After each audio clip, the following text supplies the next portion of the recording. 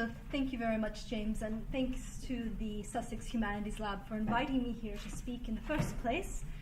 I've been asked to share some of my thoughts on something that has become really fundamental and frustrating and a cherished part of my research, and that's scale. Now, I'm a historian of the late 18th and early 19th century Anglophone newspaper periodical press, and that's quite a mouthful. When I began, it was a bit simpler. During my postgraduate days, I was a historian of the Scottish borders. Nice, simple, direct. And as I moved on, I could add a bit of a proviso to that. I was a historian of the late Georgian Scottish borders, adding a bit of a contraction to the chronological scale of an already somewhat niche field of the Scottish borders. But as time marched on, as my aspiration grew, I started to go across Britain and across the British Empire and then across the Anglophone world. And I could no longer speak of late Georgian history because that would annoy my American colleagues. And I couldn't be really very specific about geography anymore. So my elevator pitch of my research became much more complicated. And truth be told, I quite like it that way. The world is a complicated place. And wherever we look, there's beauty and there's wonder around. Now, not all of our history is beautiful. Much of it is dark and heart-rending and cruel, and some of it is hopeful, joyous, and inspiring. The rest does not fall somewhere in between. Human history and the representations that we make of it cannot be placed on a simple spectrum of good and evil, of important and banal. For all of our faults and foibles, for our tendency to repeat our mistakes and chase past glories, and all of our predictably horrible and kind treatment of each other, we have always, as a species, in the same breath, struggled to defy, destroy, and outmaneuver any classification or constraint we place on who we are or what our actions can be defined as. So, in the words of every single historian I have ever met, when trying to understand our collective brutal and beautiful past, the best we can really hope for is, it depends. So, as we seemingly depart from the comfortable gradation of the analog world and move to the harsh realities, the harsh binaries of the digital world, we have to ask a very simple question. Can "it depends" survive? And as I am a historian, I expect you can guess my answer. Now, there are manifold ways that the ambiguities and subjectivities of the human experience can be expressed in a digital world. And one of the most important ways we can do this is through our manipulation of scale. Now, long before the advent of the digital, we have struggled with the idea of scale. The case study, the lives and times of a single man, is a tempting siren song that we tend to deride as unrepresentative and anecdotal. This tension existed long before the digital, and the digital will neither solve nor entrench it further. It does, however, offer us an interesting new way to approach our research. To look at our questions at the large, the medium, and the small scale, and most importantly, to stitch them back together in a way that might, hopefully, appease even the most "it depends"-like historian.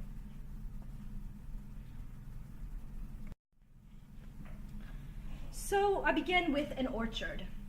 Now, like an orchard, there is an intrinsic beauty in the large scale. Sweeping lines and bold contrasts of color, heat maps and network diagrams give us a sense of the wider picture, the whole to which the individual human experiences can belong. But how do we approach the large scale of human history? Now, traditionally, we have used words like sweeping and broad. The sweeping narrative of the US, or a broad account of medieval Europe. Scale was bound up with topic, with scope. In the digital humanities, however, scale can almost, and I do say almost, be analogous to depth.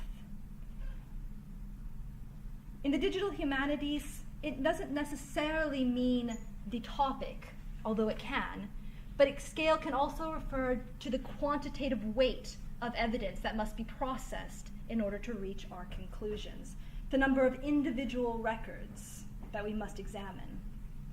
So whether this means examining hundreds of thousands of individual records at the large scale, or analyzing a single source to the finest conceivable detail, the digital humanities has become, much like politics, the art of the possible.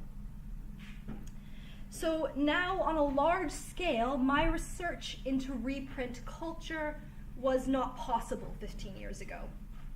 On the one hand, scissors and paste journalism, the process by which one newspaper copied a bit or a whole from another newspaper, was very well known to historians of the periodical press.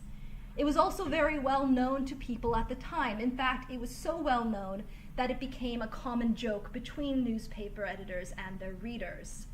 Delayed editions were often excused to the readers, saying they had misplaced their scissors or their pot of paste.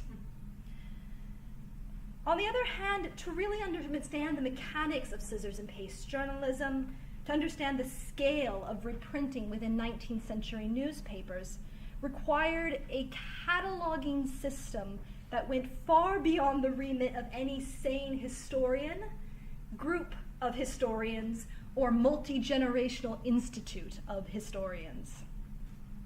Now, fortunately, the late 18th and early 19th century compositors of these newspapers seem to have been, shall we say, greatly overworked. Their plagiarism, if it's fair to call it plagiarism in this context, was of the most direct and machine-readable kind. And over the past 10 years, the development of text mining and anti-plagiarism software, alongside the mass digitization of OCR transcripts of these newspapers, has provided us a means of understanding the large scale of reprinting in the 19th century press. So my research looks very closely at how we can detect reprinting, not in a single case, maybe with an attribution or just where our historian's eye finds it, but how we can discover plagiarism on the large scale.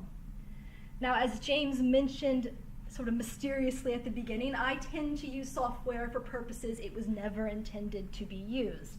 And one thing that really struck me was the idea that if I'm looking for reprinting, direct reprinting, absurdly direct reprinting, the best place to look for that was with plagiarism detection software. So while I began my work with Turnitin and various other commercial providers, that quickly became not a feasible option for the number of primary sources I wanted to use, and also because I think Turnitin would have got quite cross with me if I filled their entire database with 18th and 19th century newspapers. So instead I use a program called CopyFind, which was developed by a physicist in Virginia for the simple purpose of having a standalone plagiarism detection. And the way it worked was really quite simple. Take a corpus of works, stick it into the program, and it would find matches. And the reason I really loved this program was because it let me do something at a large scale that wasn't really possible with other tools. Now, I've used Voyant tools and Juxta to see addition tracking before, how one text changes to another. But it wasn't really wonderful for scale. It was good for 2 or 3 documents to look at the changes between them. But that's only if you knew what those documents were, and I wanted to look at an entire corpus. In this case, the 19th century newspaper collection of the British Library. The other problem was that the British Library's 19th century newspaper collection was transcribed by optical character recognition, which at best is fuzzy, shall we say. And this program was really wonderful. As you can see here, the red text, the non-italicized text, are those bits that match identically. The OCR worked, essentially, and you can find 2 newspapers that have the same text. The blue, however, are words that are close, a couple characters characters are wrong, there may be a stray number or punctuation mark. And what I found really wonderfully about this is that this was a much more effective way of finding reprints than going through manually with every single set of 3 or 4 words I could think of in the normal search engine box that the library provided. This found matches I never was able to find with my most creative keyword creation ways. So once you run this through the British Library collection, and there is a process before you can run it, of course, the back-end data being in XML, structured data, and not the most user-friendly XML data, I will have to say. 80% of any good project is cleaning the data before you begin. But once the data is clean and you run it through plagiarism detection, you get a sense of how many matches there are. And this is the next level of the plagiarism detection software. It gives both text, in this case I had every single page of every single newspaper as its own text, and it gives you a side-by-side comparison, which you just saw a moment ago. You also get lots of nice statistics, the left matching, the right matching, and the overall perfect match of the text. And all this data can be very useful at different scales. But what this gives you in sort of a raw sense is a general overview of what the network of reprinting looked like. Where do these matches lie? Now, there is noise in the database. There are false matches, false positives, and false negatives. The most annoying of which are advertisements, which even if they're not identical advertisements, the formulaic nature of advertisements means they pop up all over the time. But we can work on that later. For the moment, we have this raw data of reprints, likely reprints, in 100 years of newspapers that have been digitized by the British Library. And what you get are visualizations. Well, after you run it through Gephi anyways, you get visualizations. Now, I am going to be very careful here in preferences. These are not necessarily statistically sound social network diagrams. There are a lot of ifs and buts to this data. Most importantly, which newspapers were digitized within this collection. So it doesn't give me a perfect idea of the network of information in 19th century Britain. There are lots of newspapers missing, and there are lots of articles that simply didn't get scanned properly. However, if you look at these two different datas, this is from 1810, and this is from 1817, before and after the Napoleonic Wars. And because it is showing broad lines, and the darker and fatter these lines are, the more matches existed between those two newspapers in a given year, you can see something quite important. At large scale, even though we don't know the direct relationship between the Exeter Flying Post and the Derby Mercury, we can tell that in this period, in 1810, there's a wide community of shared knowledge. The shared information is going through many, many more newspapers than it is in 1817. There's a much tighter community here with more outliers in this period. And that makes perfect sense considering the Napoleonic Wars are going on here. There's going to be a lot more shared content than after the conflict has ended. So in the end, there is a beauty to large-scale analysis. You get a clear idea of interesting questions you can ask. However time-consuming the initial cleaning of the data may have been to do large-scale analysis, and it was time-consuming, there is a beauty in the final result. Input every scrap of evidence that we have into the magical computation machine, and answers like Athena burst forth, fully formed, ready to consume. Said no digital humanist ever. But it does give you a place to start.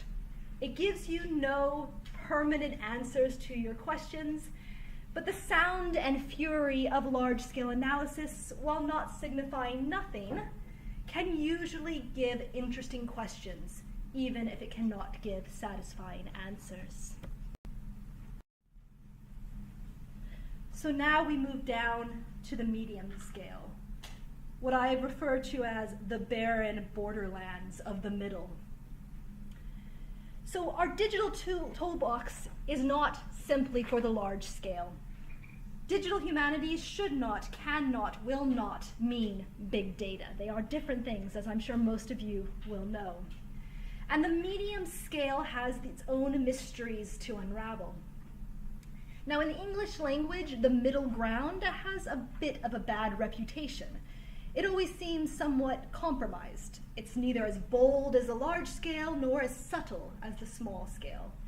It is in many ways the awkward middle child of historical research, a half-hearted attempt to make our case studies more applicable and relevant, and our sweeping narratives less overwhelming, generalized, and contentious. In periodical studies, this has often been achieved through something called soundings and samplings, a collection of case studies bound together for a common purpose. Its conclusions are constrained, however, by the organic and unclear methodologies of samplings and soundings.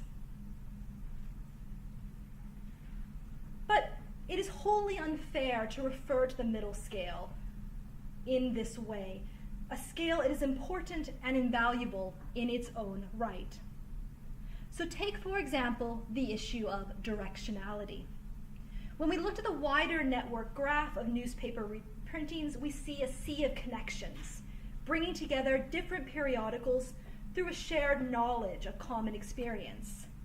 But it doesn't really tell us how those connections work. What directs them? Who follows? Who is the midwife or the gatekeeper of a particular piece of information? Who moves these information from region to region and place to place? And that's when we can take our large-scale analysis and look at it in a different way. Now, once I had my matches, once I had that idea of who was copying from who, I had to decide how to make it a directed social network graph. How do I put arrows instead of bold lines? And this is where the middle ground really comes to the fore. You have the data you've collected from the large scale, but the heuristics you use to understand it come from the small scale. By looking at those case studies, by understanding the true mechanics, you can apply digital heuristics to your data to give a middle ground. So what I've done in summary to this data is I applied 3 simple rules after much consternation to my data. First, anything that was more than 200 days apart, I ignored. This was usually advertisements or circulars. It wasn't news content being copied from place to place. I also removed anything that was considered too small a match. Now, I could have done that at the first level, just made my OCR plagiarism detection software a little bit less subtle, but I wanted to get the biggest amount of data as possible. And one thing that was really important to me is I did it at page level. I didn't do it at article level.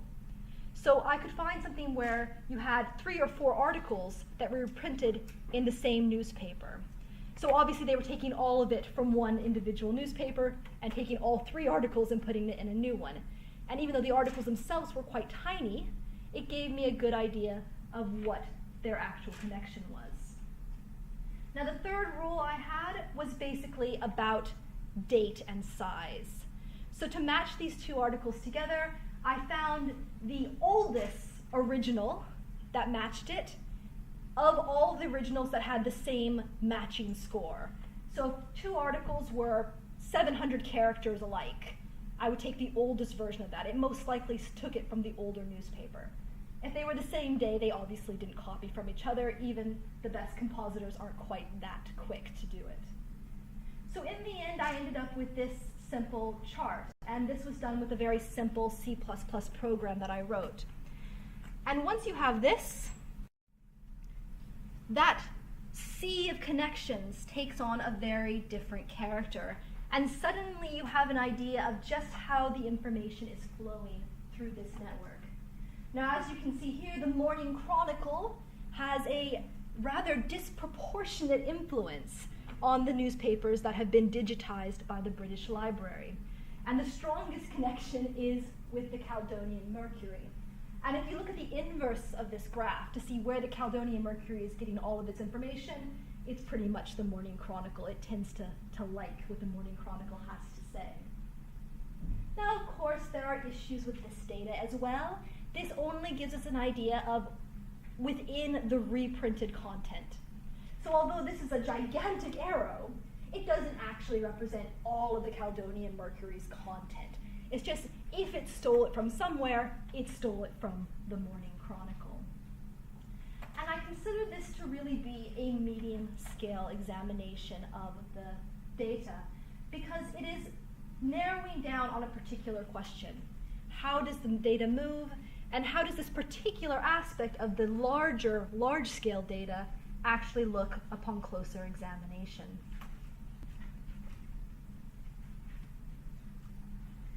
Thus, for me, the middle is not an awkward downscaling of a large or an upscaling of a small-scale study.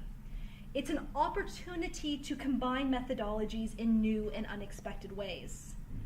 More importantly, I think it's a way to stretch ourselves as historians. Now, the scientific method is all about reproducibility. Histography is not about reproducibility. But perhaps it should be. However subjective human experience might be, and however subjective our interpretation of that experience may be, the ability to communicate that interpretation, to show another person, this is why I think this is the case, can hardly be objectionable to a humanities scholar. So wandering around the middle scale, I must ask myself, can I teach a computer to have a historian's gut instinct? By which, of course, I mean, do I, as a historian, know what my gut is doing? If I decide to include or not include a particular heuristic to my data, is there a good reason for that? And I have to understand them before I can teach them to the computer.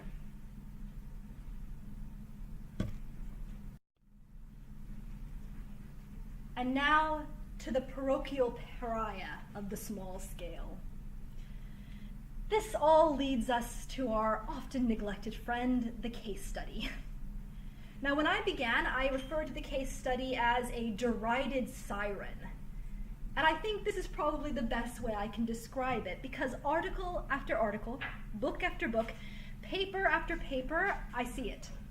The historian who desperately wants to be a biographer, who has fallen madly in love with their subject, the ins and outs of their strange and circuitous life, but who is honor-bound by the norms of academic precedent to strive for a larger scale, the representative, the meaningful. Small-scale case studies are anecdotal. They're not representative, and that is why I like case studies.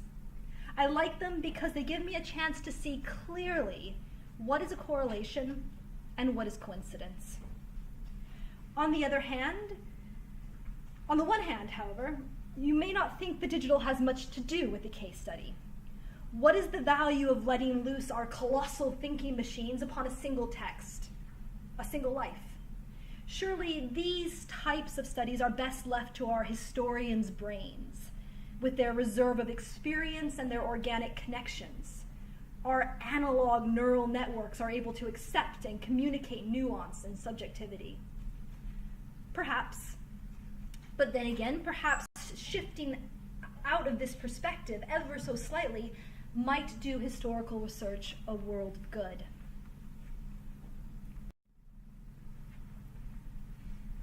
One way to make our brains look at a particular document in a slightly different way is to let a computer look at a document with all of its flaws and preconceptions. So for the next 5 or 10 minutes, I'm going to be speaking about a series of articles about cannibals attacking a British ship. And when I read this article about cannibals attacking a British ship, I was struck by several things. The language used, the way the story had been narrated, the principal players as the narrative played out. But I wanted to be able to see if my interpretation was colored by the words I chose to focus on, the bits of the story I had resonances with and therefore focused upon. So I used something called the Regressive Imagery Dictionary. And what I used here is a particular website called 750 Words. And if you enter text into 750words.com, you receive a visual representation of the feeling of the text you have given. Now, if you look at this, it's a very large report. This is only a small sample. You can see that it has a PG-13 rating, a US rating of PG-13, a 12, I suppose, in UK standards. And that's pretty low, considering the grisly nature of being eaten by cannibals, but maybe they had enough of a temperate vocabulary that they got it under PG-13. The most prominent feelings are upset and death. Of course, that makes sense.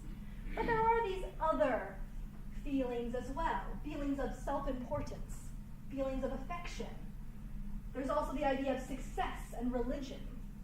And to be fair, I did not notice the religious element in the article at all the first time I read it. I said, that's a pretty big wedge. I wonder why it's picked up on that. And I went back and I looked through the text again, and I noticed there were mentions of missionaries. There were mentions about the religious aspects to the cannibalism that I had not seen. So while it's not the most important part of the article, I wouldn't write an entire book on the religious aspects of cannibalism from it. It did give me a different perspective. So the digital tool on the small scale gave me something new to look at. But how does this relate to the medium and the large scale that I spoke of before? Well, I wanted to understand how the greater forces at work, those connections and especially that directionality, was really playing out at the small scale. At the medium scale, I used a rather crude metric, chronology and raw character difference. But what could I understand if I looked very specifically at the changes made? So taking a page out of the book of phylogeneticists and evolutionary biology, I decided to take every word, every piece of punctuation in every variant of this article and make it a binary. So this is one headline. It only appears in the London St. James Chronicle, but the British vessel plundered by the natives of the Marquesa Islands. And it has all those words, so it has one. All these other versions have different headlines, so there's zeros here. And by treating every word, and especially every punctuation mark, because there's some passive-aggressive editing going on between these newspapers, I could map out just how similar or different all the variants were. And in the end, you end up with this, a dendrogram, an evolutionary branching and clustering of different texts. And it's a little bit difficult to see here, but the Sydney Gazette, which is the original version of the article, and it branches off into the London Star, which is sort of on its own. It's its own variant of how the article came about. And here you can see that the London Courier and the Morning Chronicle are very similar in nature, slightly removed from the London Star, the first British version, and quite removed from the Sydney Gazette that originated it. London St. James Chronicle is all on its own, mostly because it tended to add a lot of commentary. And the London Times and the Aberdeen Journal over on your right. Now, this is not a chronological branching. In fact, if you look at how the chronology works out, it's quite clear that the Aberdeen Journal probably copied from the London Courier. But what it gave me a perspective on is that the end result, the overall words that were used, were most similar between two articles I knew hadn't been copied from each other. They had gone down different evolutionary pathways, but ended up with a very similar result. So now I have all these interesting questions. Are these editors very similar? Do they conceive of their audiences as being very similar? What does the way they chose to make these edits say about the pathways they eventually took?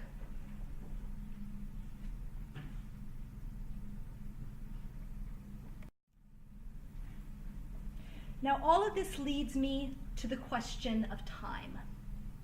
Can a historian really be expected to undertake this sort of multi-level analysis of every project they undertake?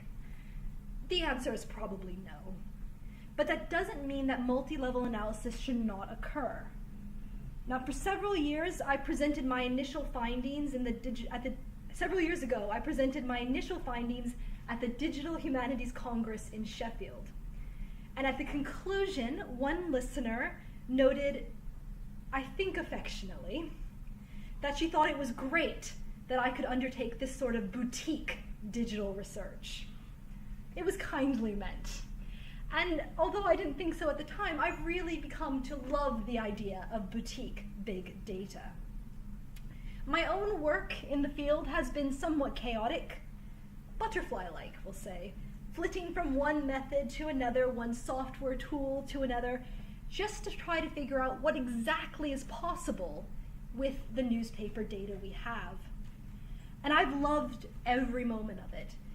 But it's not without a tinge of regret that I look upon my various databases and I see so much potential left unexplored. And it's with this potential in mind that I began my scissors and paste repository. Now, rather than simply transcribe my articles or transform the XML databases, I tried to encode them with Text Encoding Initiative P5 standards.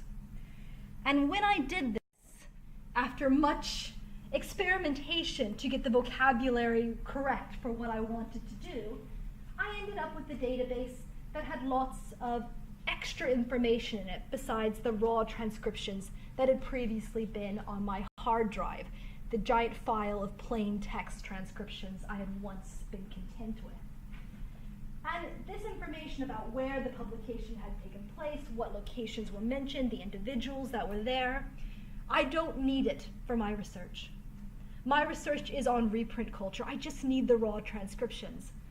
But because it's there, and because I've made it available through GitHub, through a branchable and upgradable version, other people can use it for entirely different ways.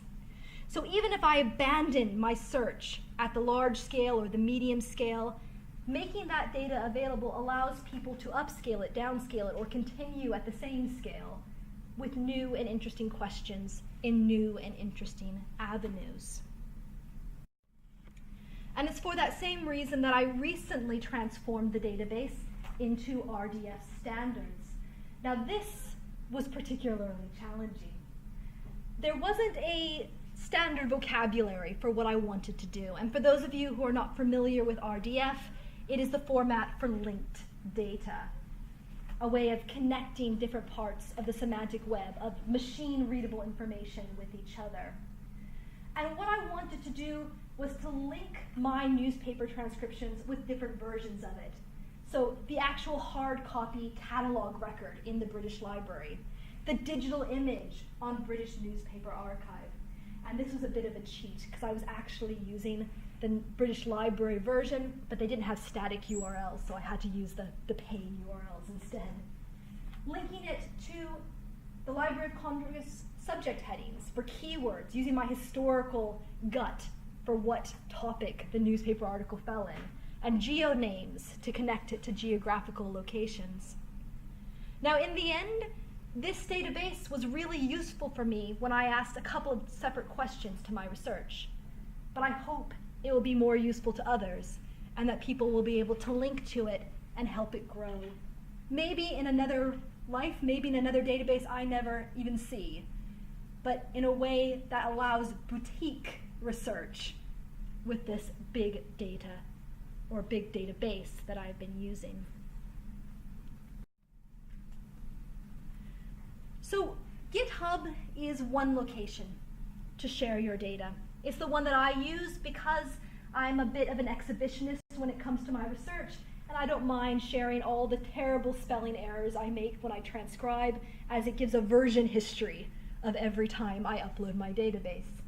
But there are lots of other ways people share their data. People share it through Figshare. People share it just on their own websites, and that's fine as well. The idea is that the more we share of our small scale or our big scale projects, the more those other scales can be developed in a collaborative way, even if you never meet the people with whom you're collaborating. So I would like to conclude with a simple thought, that when you think about scale, when you think about where your research fits into the wider world, or how the wider world fits into your research, I would ask that you think on the words of Vincent van Gogh. Great things are not done by impulse, but by a series of small things brought together. Thank you very much.